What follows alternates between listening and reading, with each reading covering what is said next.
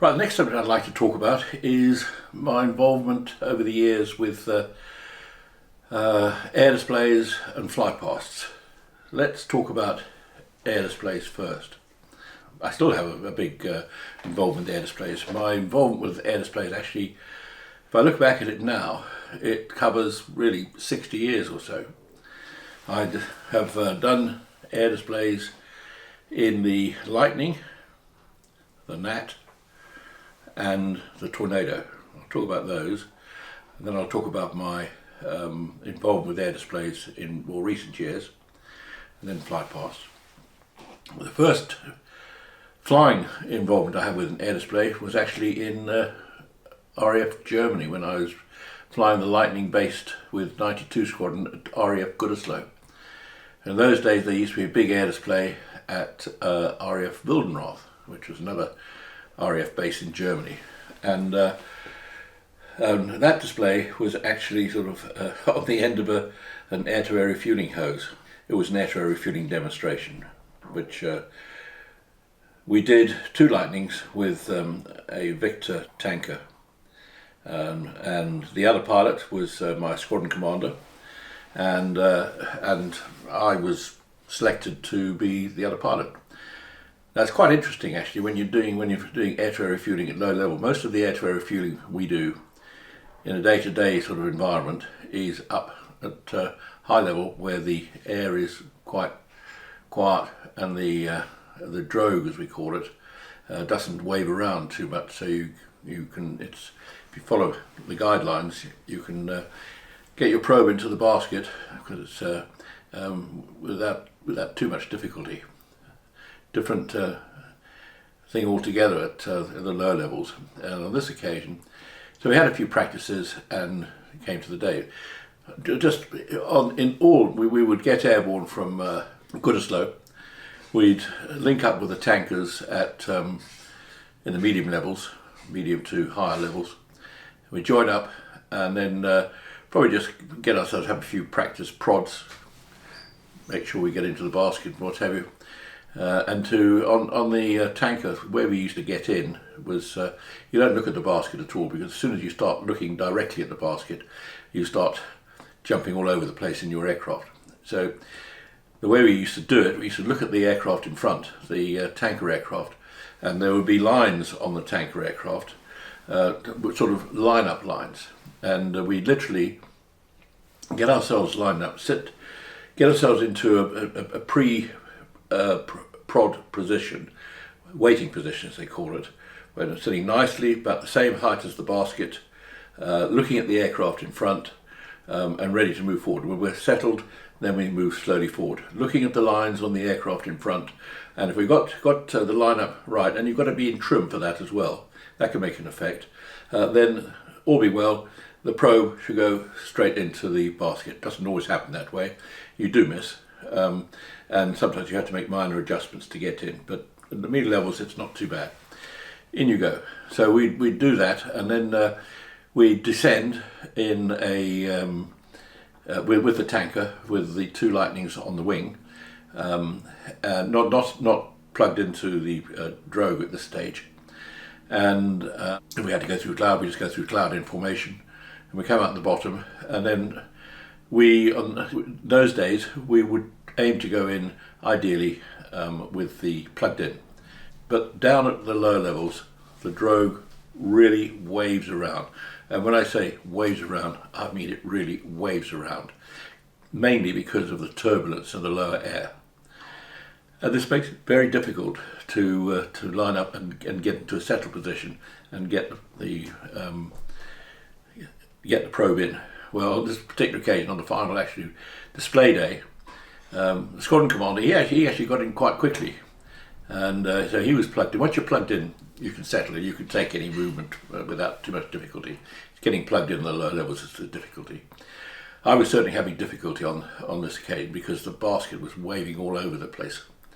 Anyway, suffice to say that I did eventually get in, and we went over, we did the display with both of us plugged in, and it looked very good. And in the debrief after I got back, and sort of my squadron commander, who was a Scotsman, he said, "Well done, Rick, you got in. I don't know how you got in, but last time I saw you were going like a bloody train. So it was a bit like sort of throwing a dart at a moving dartboard, quite frankly. But anyway, I got it. So that was my very first experience of display flying. Very different from most of the display flying you see. The second one was when I was flying the Gnat, which was a lovely little aircraft, a little sports car, quite frankly, which is a training aircraft, advanced trainer used by the RAF. In fact, other air forces like the Indians and the Finns used it as a fighter. But it was a delightful aircraft to fly, really nice. Had the supersonic capability in a dive from high level. But and it was a good aerobatic aircraft because the Red Arrows used to use it for their displays as well. And I did a bit of display flying in the Gnat, and suffice to say that it was a delight to fly. But you had to know how to fly the aircraft because the Gnat was it was a swept-wing aircraft, and swept-wing aircraft have really different flying characteristics from straight-wing aircraft, and so you've got to understand where the differences are to be able to fly a swept-wing aircraft properly. I only say that because you wouldn't see it sort of looking from the ground, but no flying is as easy as sometimes it's made to look, and you certainly don't see the movements going around the place. But all I will say is that the Gnat was an absolute delightful aerobatic aircraft to fly. And then I'm going to move on to my major sort of flying experience, display experience, was actually in the Tornado, just after I'd converted to the aircraft, when I found myself in 1985 displaying the Tornado in a synchronized display with a Spitfire. And this came about because, as I said, I've only been flying the aircraft for 2 months when my Air Officer Commanding, Air Vice Marshal Ken Hare, himself a very accomplished display pilot, very good display pilot, very good pilot, New Zealander, phoned me up and said, "Rick, it's the 50th birthday of the Spitfire this year. Wouldn't it be nice if we did display the old with the new, Spitfire and a Tornado?" And I said, "Well, that's an excellent idea." I was all for it. I was a squadron commander, actually. We only had 2 pilots qualified at the time. So I said yes. So we got together with the Battle Brick Memorial Flight and Major Paul, Squadron Leader Paul Day, known as the Major, probably the most experienced Spitfire pilot still flying. And we worked out what we were going to do, and got approved by the Air Vice Marshal, and started the workup. Now, I wouldn't normally have flown the display because I was the squadron commander, but there were only 2 pilots, and unfortunately for him, the other pilot, cycling back from the bar on a Friday night, fell off his bike, got concussed, was off flying for a wee while, and then there was only one. So that's how I ended up doing it, and that was a really great experience. And that really sort of probably launched me on not just for that year, but launched me on my association with air displays for many years thereafter. I'm still involved deeply. Anyway, we did this display. We displayed at many displays during the year, and with wide acclaim, not just in the UK, but global acclaim as well, because they hadn't seen such a display before. It was all done. We did some close formation flying and some synchronized flying, rather like sort of aircraft operating in concert from one end of a piece of string to another.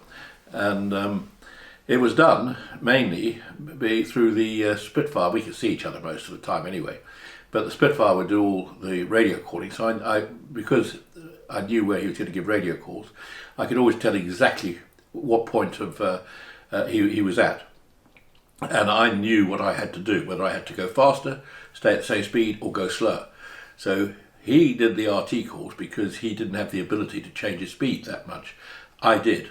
I could go, we used to fly at 300, 350 knots, well I did, but I had the ability to accelerate in no time at all to 600 or reduce my speed to 200, very, very quickly indeed. So So that's what I did, and that all worked in very nicely. And as I say, we had a fantastic display for that year. It was only 1 year, and at the end of that year, the powers that be decided that it was only going to be a 1 year display. I think they were worried, actually, sort of seeing a big aircraft like the Tornado, a fighter, flying in formation with a Spitfire. We flew at 175 knots, and actually it was very comfortable. They were worried because they knew aircraft like the Lightning and Phantom, which didn't fly quite as slow as the Tornado, and they sort of therefore were imagining the Tornado flying at the same speed. Well, the Tornado could fly at a much slower speed because it had swing wings, and you could have the wings either forward, well, in that situation we always had it forward, at 25-degree sweep, or and the wings did have the capability of swinging all the way back to 67. And we used 67 doing the display as well, for me doing a high-speed pass at the end, and that also took coordination. I should add, not just coordination with with the speed to make sure we crossed at the right place, but one thing we were worried about was the wake from the Tornado going high speed. So we had to make sure that there was a decent sort of height separation between the Spitfire and the Tornado. So we did this, in fact, by the Spitfire was flying down at 100 feet, and for the passes, I was up at 300 feet. And that way we made sure that there was adequate separation, and that the Spitfire wasn't going to go run into wake turbulence, which could have been disastrous. And the display happened that 1 year. In the main, it did happen again, but not the same way as it did in that first year. But it was memorable to me because it was the first time that it's been done, and I did the very first one. Now, at the end of that year, and I was Squadron Commander introducing the Tornado into service, the Battle of Britain Memorial Flight came to me and said, Rick, we'd really like you to come and fly with us on fly our Spitfires and Hurricanes, which I would have loved to have done because my father was a Battle of Britain pilot flying Hurricanes in World War II, and I'm passionate about the Battle of Britain. So I said, well, I'd love to do it. Spoke to the station commander, and he said to me, no, Rick, you haven't got time. You're going to be too busy sort of building up your new squadron and what have you. Actually, with hindsight, he was absolutely right. It was a good decision, and so that's why I didn't go off and display the Spitfire and Hurricane myself. You can't have everything in this world, but it did bring me closely into air displays, because out of that I found myself being approached by the Royal International Air Tattoo to get involved with the management of air displays down there. I then went off, in fact I didn't have time at that stage because I went off and became station commander of RAF Leeming, where in fact we had the Tornado display pilot whilst there, as we did at Coningsby as well. And so from that angle I was very much involved in displays, in supervising the workup of the display pilots. Then I went off to America and came back and became the RAF's Inspector of Flight Safety. And that's where really I got back into the display flying scene. I became not flying the aircraft anymore, but that was 1994 when I became closely involved with the supervision of air displays. From my capacity not only as watching it from afar as the Inspector of Flight Safety, but also actually involved with the supervision on flying control committees, particularly, well, at that stage. To start with, it was particularly at Fairford, the Royal International Air Tattoo. And in fact, whilst I think it was 1996, every 2 years there's a Farnborough International Air Display, and at the time the airfield at Farnborough was still a Ministry of Defence airfield, but on the Flying Control Committee for the Farnborough International Air Display there were no MOD, Military Defence representatives on the committee. So because of my position and previous involvement in air displays, I was approached about joining the Flight Control Committee at Farnborough as the very first non-test pilot, because the Flight Control Committee there is full of test pilots. And I did. I joined them for literally sort of what was going to be one Farnborough display. I think it was 1996. Anyway, that one display, I'm still on the Farnborough International Flying Control Committee, and we're now 2022 next year, so I've been on that committee now for sort of over 25 years.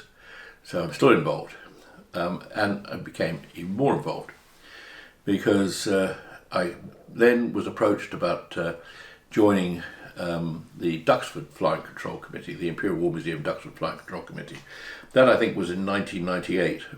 That was mainly by a chap who I'd been in the MOD with. He'd been in the Army, and he'd been introducing the Apache into Army service, just like I'd been involved in introducing the Tornado, and then later on I got tied up with Eurofighter Typhoon introduction to service. So we used to liaise carefully. He left the Army because he got a job at Duxford, and he approached me because he knew of my flying display experience and sort of said, Rick, I think they need you here on the Flying Control Committee. So that's how I got involved with the Duxford Flying Control Committee, and actually I'm still involved with Duxford to this day. I stayed on the Duxford Flying Control Committee until 2 years ago, when I stood down after. By this stage I was chairman of the Flying Control Committee and had been for about the previous nearly 20 years by then. But I found Duxford sort of a fascinating place to go to, partly because of its history in life. It's a World War II Battle of Britain airfield. It's unspoiled to this day. It's full of historic aircraft. It's full of lots of things to see. It's got 2 museums there. Duxford, to me, has always been, and is especially so now, a very, very special place. And if you haven't been there, then I really recommend that you go there. There's so much to see. So I partly stood down from that committee because I was also chairman of the Duxford, what they call Flight Safety Committee, which is a committee that actually oversees all operations at Duxford as an independent committee. And it was felt that there was a bit of a conflict of interest between me chairing that committee, but also chairing the Flight Control Committee. So that's why I gave up the Flight Control Committee, so I could still chair the other committee. And I'm still involved with Duxford. But like I say, Duxford is a very special place. However, moving on, as well as Flight Control Committees, I'm still on other Flight Control Committees. But in the last 10 years or so, I also have been very involved with flying displays as the flying display director of a number of displays.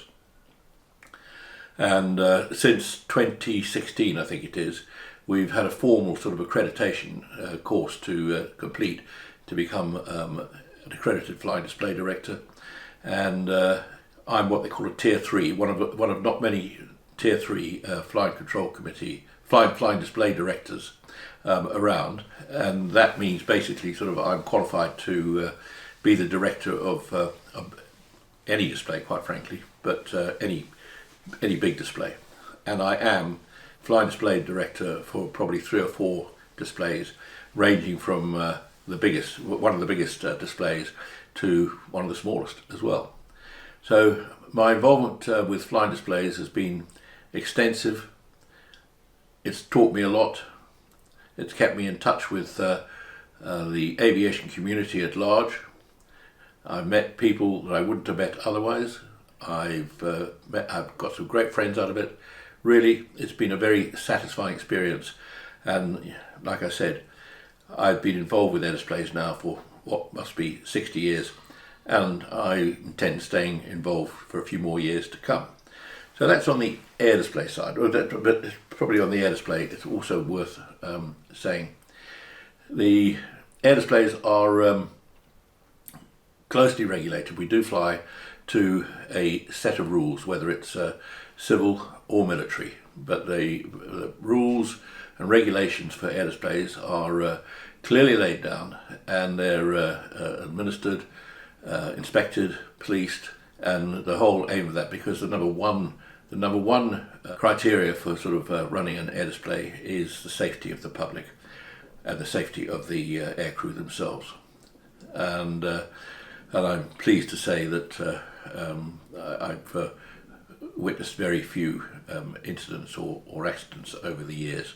Now I want to move on and just talk a little bit about my involvement in flight paths. Well, when you're a military pilot like I am in the Royal Air Force, formation flying, you learn formation flying from right from the start, from your basic flying training, because formation flying is part of the bread and butter of being a military pilot. And no sooner sort of had I gone through training, which took 3 years, than I was on the squadron. And once you're on a squadron, you do get involved in flying, not flying displays, but fly pasts. A number of fly pasts are always called for. They have to be authorised properly, obviously. So I was involved with fly pasts on the Lightning from a very early stage, whilst in Germany, and then back at Coldershall when I was an instructor on the OCU. And in fact, I've flown in formation fly pasts in the Lightning that have involved up to 26 aircraft, so quite big formations. And when I was in Germany, we once flew a 16 aircraft formation there. So you get the idea of sort of the size of formation we can go up to. More often than not, the size of the formation is 4 aircraft or maybe a few more.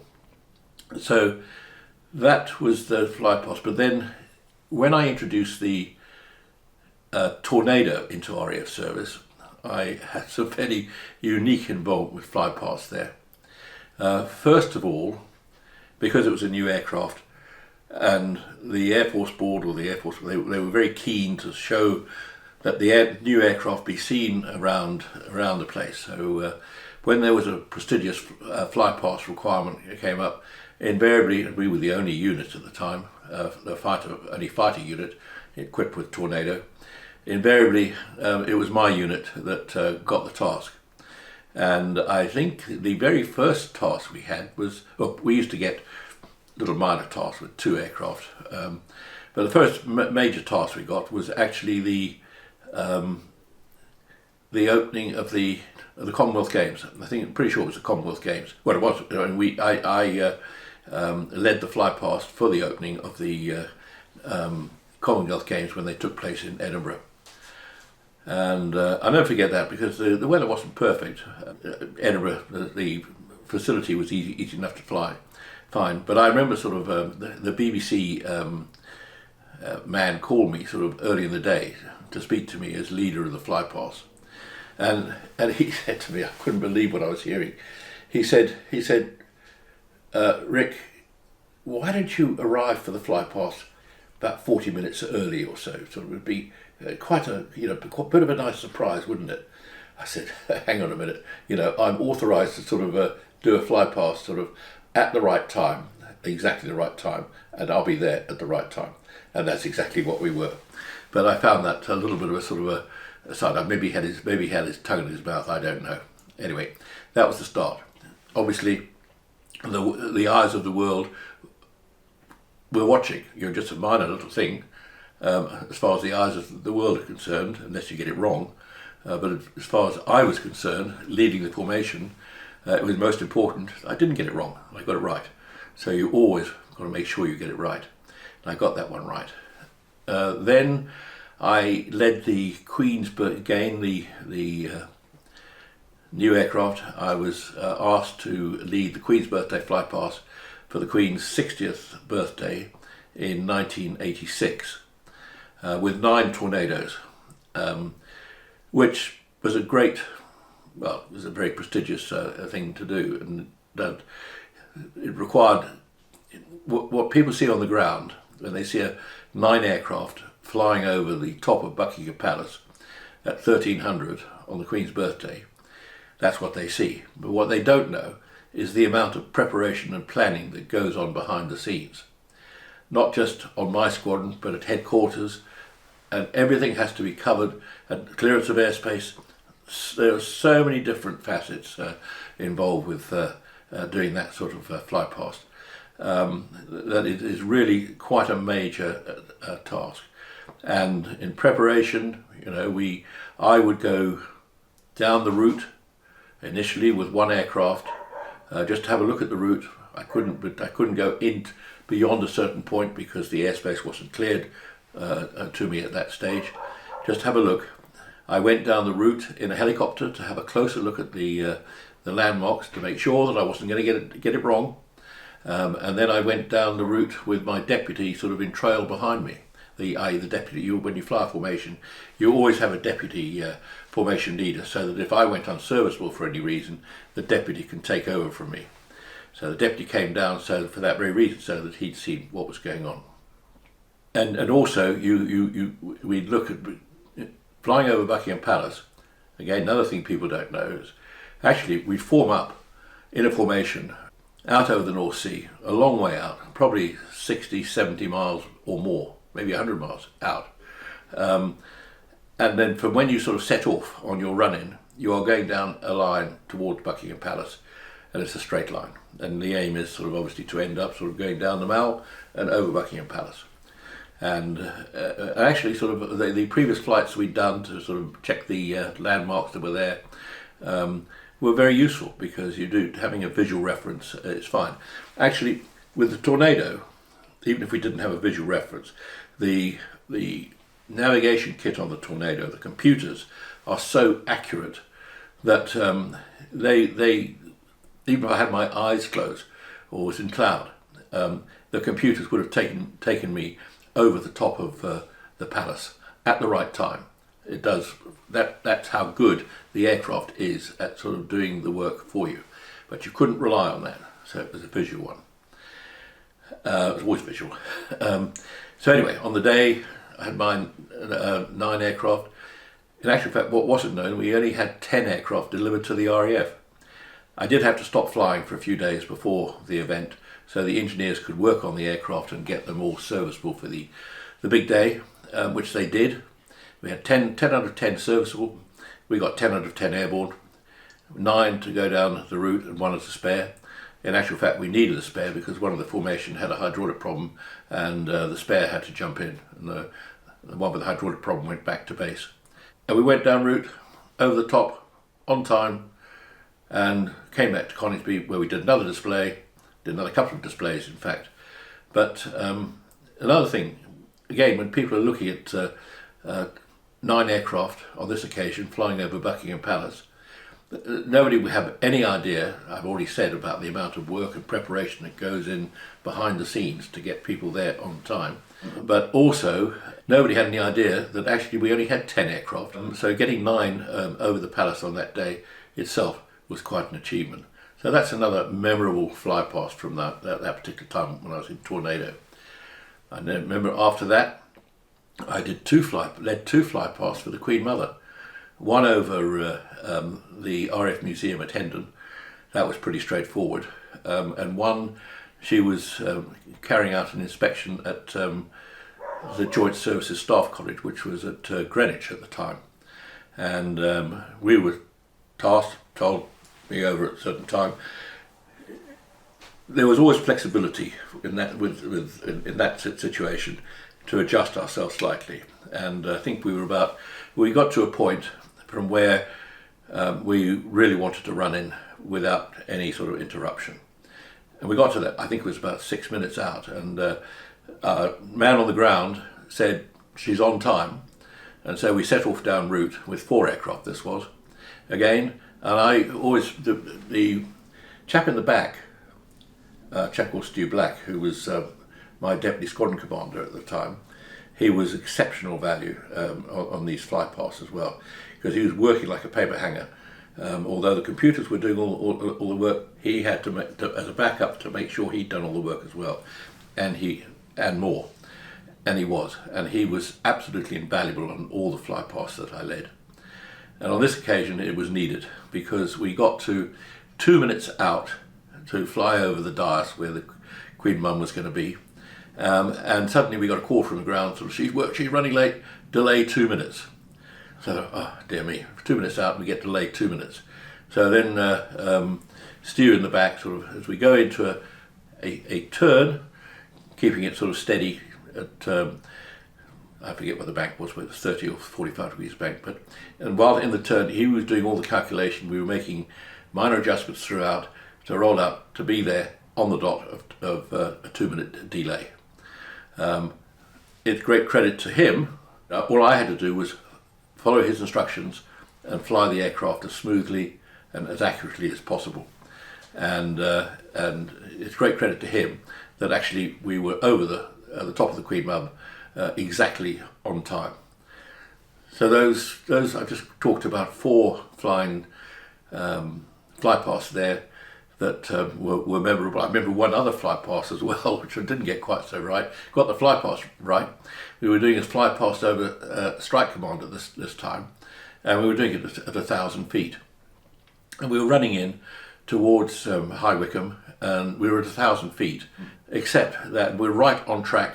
We went over the top of where we were supposed to be exactly on time. The only trouble was that we might have been 1,000 feet on the run-in, but we went over the top, not at 1,000 feet, because I hadn't properly taken into account the fact that the ground sort of, I knew the ground rose a bit, but I didn't take the formation up to stay at 1,000 feet. We just stayed at 1,000 feet, and the fact there was high ground there, we just went over at probably 500 feet or so. Well, that did cause one of the people watching sort of a bit of a problem, sort of with who was a member of Parliament. So it did lead to the odd question being asked. So, but that was quickly overcome. Just another little sort of memory tick. So I think I've talked long enough now about my involvement with air displays and fly pasts. I would like to finish by just sort of talking about air displays, and I know we had that very nasty accident at Shoreham some 6 years ago, I think it is now. Very unfortunate. That was the first loss of life in an air display since 1952, since the accident at Farnborough. So I would like to, in my view, through the rules and regulations and the ability of the pilots and the way in which they have to be authorised to do their displays, get clearances, things. A, the pilots you will not see a pilot display unless he is fully competent, qualified and authorised.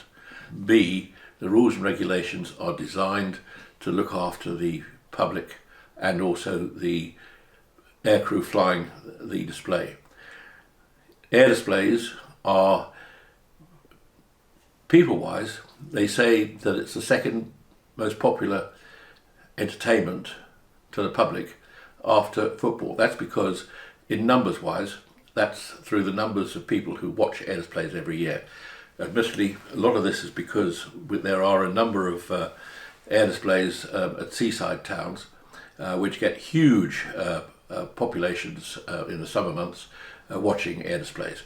But suffice to say that air displays are really, really important, and I hope they're there for a long time to come, because not only are they sort of very popular with the public, they are they're also great advertising and recruiting mediums for those looking for careers in flying, be it in the military or commercial world or in the aerospace industry, building the aircraft. So it's very important for particularly the young to get them attracted to the aviation world, aviation and aerospace world, to get their interest and moving towards a career in that environment.